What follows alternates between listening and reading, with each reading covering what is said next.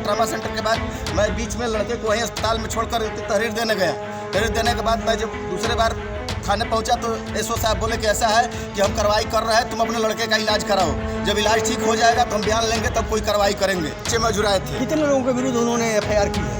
अभी तो एक ही आदमी को हम देख रहे हैं कि जेल में बंद किए हैं, बाकी 5 आदमी छूटा घूम रहे हैं और धमकी भी दे रहे हैं हमको कि घर पे आओ तो फिर बताएंगे।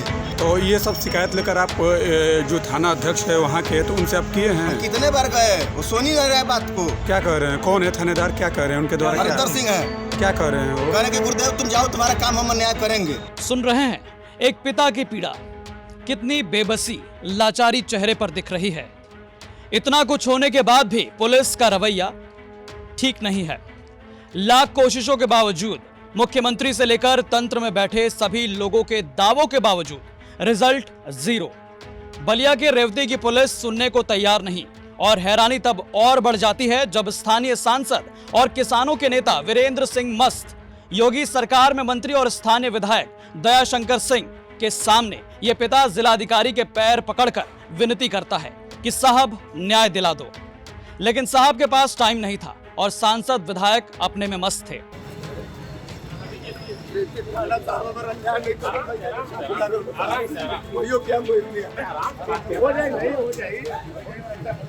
अब आइए जानते हैं पूरा मामला क्या था। दरअसल बलिया के रेवती थाना क्षेत्र के रहने वाले हरिकेश्वर चौबे अपने फरियाद लेकर बलिया कलेक्ट्रेट पहुंचे थे। हुआ यूं कि होली के दिन यानी 8 मार्च को हरिकेश्वर चौबे के बेटे शुभम चौबे पर कुछ लोगों ने हमला कर दिया था। हरिकेश्वर ने पूरे मामले को बताते हुए बलिया पुलिस पर गंभीर सवाल खड़े किए। मामला हमारे लड़के का चाकू लगा होली के दिन। ये लोग, हम लोग घर में ही बैठे थे, तब तक 3-4 लोग 5-6 आदमी हमारे यहाँ दरवाजे के अंदर इसका नाम धरकर बुलाने लगे। ये लड़का भी जे ही बाहर निकलने का कोशिश किया, तब तक ये लोग अंदर ढुक कर इसको घसीटते हुए लेकर बाहर चले गए। हम लोग दौड़ते हुए गए, तब तक ये लोग चाकू इस पर वार कर दिए थे। ये कौन लोग थे? ये हमारे ठीक बगल के ही पड़ोसी ये थे। कलजुगी पांडे थे और ये पवन तिवारी थे, उनके लड़के दीपक तिवारी, रोहित तिवारी थे, और कलजुगी पांडे के 2 भतीजा थे, संजू पांडे और दीपक पांडे। आखिर क्या वजह थी कि वजह थी कि थोड़ा बहुत अपने स्कूल में बच्चे अपने परीक्षा के समय थोड़ा झगड़ा किए थे, और कोई बात नहीं थी सर। ये लोग अपने गार्जियन और बच्चे को साथ में लेकर आकर हमारे दरवाजे पर हमला बोल दिए। हमारे और घर पे हम ही और यही थे, 2 ही आदमी। और पुलिस के पास आप गए थे? जी, पुलिस के पास हम गए। पुलिस बोली कि पहले तुम लड़के का इलाज कराओ। हम उस समय तो ट्रामा सेंटर लेकर भाग गए। बलिया आए, बलिया से हम ट्रामा सेंटर गए। ट्रामा सेंटर के बाद मैं बीच में लड़के को वहीं अस्पताल में छोड़कर तहरीर देने गया। तहरीर देने के बाद मैं जब दूसरे बार थाने पहुंचा तो एसओ साहब बोले कि ऐसा है कि हम कार्रवाई कर रहे हैं, तुम अपने लड़के का इलाज कराओ, जब इलाज ठीक हो जाएगा तो हम बयान लेंगे, तब कोई कार्रवाई करेंगे। तो क्या थाने पर तहरीर कब दिए? भगा भी दिए क्या? नहीं, बोले कि तुम जाओ पहले लड़के का इलाज कराओ, जब लड़का ठीक हो जाएगा तो हम तो बयान लेकर कोई काम करेंगे। तो आप कब तहरीर देने गए थे? बस हम 8 तारीख का घटना हुआ था, हम 5 दिन बाद गए थे।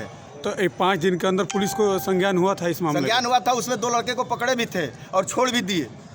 कार्रवाई उनके द्वारा कब की गई? कार्रवाई उसी दिन एक लड़के को पकड़े, मगर उसके बाद उसको छोड़ दिए पैसा रुपया लेकर। तो आपका मुकदमा दर्ज नहीं हुआ है? अभी नहीं हुआ है। हाँ? कितने दिन हो गए? अभी दर्ज बता रहे हैं कि किए हैं, एक आदमी को बता रहे हैं कि पकड़े हैं। अभी तो हम कल ट्रामा सेंटर से आए हैं। नहीं, जो आप तहरीर दिए थे उस तहरीर नहीं हुआ है, नहीं हुआ है। एक आदमी को केवल पकड़े हैं, पवन तिवारी को। एफआईआर वगैरह नहीं किए हैं?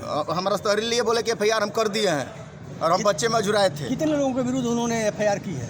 अभी तो एक ही आदमी को हम देख रहे हैं कि जेल में बंद किए हैं, बाकी 5 आदमी छूटा घूम रहे हैं और धमकी भी दे रहे हैं हमको कि घर पे आओ तो फिर बताएंगे। तो ये सब शिकायत लेकर आप जो थाना अध्यक्ष है वहाँ के, तो उनसे आप किए हैं? कितने बार गए, वो सुन ही नहीं रहे बात को। क्या कह रहे हैं? कौन है थानेदार? क्या कह रहे हैं उनके द्वारा? हरिंदर सिंह है। क्या कह रहे हैं वो? कह रहे हैं कि गुरुदेव तुम जाओ, तुम्हारा काम हम न्याय करेंगे, और कोई बात ही नहीं कहते हैं। हम लड़के को इलाज कराने में वहाँ ब्लड हमको देना है, वहाँ ब्लड का पैसा रुपया सब इंतजाम अकेले हम हैं, तो हम कहाँ से बताएं? बार बार हम थाना जाएं, उनका काम है थाने का। बोल रहे हैं हमसे कि लोकेशन बताओ, हम कहाँ लोकेशन बताएंगे उनको? अभी अब किस तरह की आप यहाँ पे तहरीर दिए हैं? एप्लीकेशन अभी दिया है कि हम आत्मदाह करेंगे अगर हमारे लड़के के ऊपर जो किया है उसका कार्रवाई नहीं होगा तो। हालांकि हरकेश्वर चौबे के गंभीर सवालों के साथ जब हमारे संवाददाता ने सीओ बैरिया से बात की तो वो हर सवाल पर बस ये कहते नजर आए। दिनांक 9 मार्च 2023 को कस्बा रेवती में मारपीट की एक घटना हुई थी, जिसमें सुसंगत धाराओं में अभियोग पंजीकृत किया गया था। बाद मेडिकल धारा 307 आईपीसी और 34 आईपीसी की वृद्धि की गई थी, जिसके संदर्भ में 3 नामजद व्यक्तियों में से एक को गिरफ्तार कर लिया गया था और उसको न्यायिक हिरासत में जेल भेज दिया गया था। बाकी 2 व्यक्ति अभी फरार चल रहे हैं, जिनको शीघ्र गिरफ्तार कर लिया जाएगा। सर ये कब की घटना है और कितने दिनों से ये आरोपी फरार है? ये घटना 8 मार्च की है और जिसके बाद 24 को जब उसका मेडिकल आया तो उसके बाद 307 आईपीसी और 34 आईपीसी की वृद्धि की गई और जिसके संबंध में एक व्यक्ति को गिरफ्तार कर लिया गया और 2 अभी फरार चल रहे हैं। अब आगे को बार बार गुहार लगा रहा है, जिलाधिकारी से भी गुहार लगा रहा है न्याय के लिए, क्या वजह है कि उसको बार बार न्याय की गुहार लगानी पड़ रही है? नहीं, क्या मांग है उसकी मांग यही है कि जो 2 व्यक्ति भी फरार चल रहे हैं उनकी गिरफ्तारी अभी तक क्यों नहीं हुई है, तो उसके संबंध में लगातार जो टीमें दबिश दी रहे हैं और शीघ्र उनकी गिरफ्तारी सुनिश्चित की जाएगी। यहाँ पीड़ित पिता का सवाल साफ है, आखिर 8 मार्च की इतनी गंभीर वारदात पर पुलिस ने कितनी सक्रियता दिखाई? इस गंभीर मामले में केवल एक गिरफ्तार और इतने दिनों से बाकी आरोपी फरार हैं, आखिर उन्हें अब तक क्यों नहीं पकड़ा गया? पुलिस के इस रवैये से आम जन परेशान है तो जनप्रतिनिधियों की कोई जिम्मेदारी नहीं बनती। सांसद और विधायक के सामने जिलाधिकारी के पैर पड़ने के बाद भी मामले में कितनी सक्रियता आई?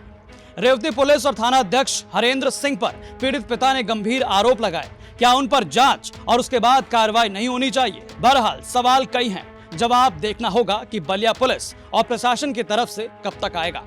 बलिया से अनिल अकीला की रिपोर्ट, यूपी तक।